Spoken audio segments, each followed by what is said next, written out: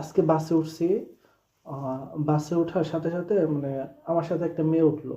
মেয়েটা কালো বোরকা পরা ছিল। মানে হেব্বি সুন্দর মেয়েটার, মানে চোখের মায়া আমাকে আটকে ফেলছে। অনেক সুন্দর মেয়েটা, ভালো মেয়েটা।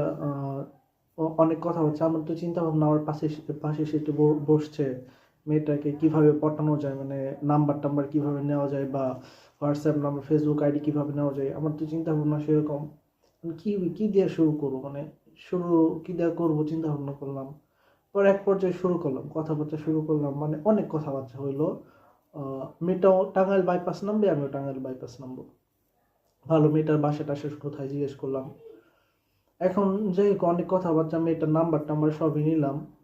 এখন নামার সময় মেয়েটা বলতেছি, আচ্ছা ঠিক আছে, আমার হাজবেন্ড আসবে, আমি হাজবেন্ড মানে মেয়েটাকে বললাম, আপনি এই টাঙ্গাইল শহরে যাবেন নাকি? পরে বলতেছে, না টাঙ্গাইল শহরে যাবো না, আমার হাজবেন্ড আসবে, আমাকে নিয়ে যাবে। তখন কেমনটা লাগে কোন?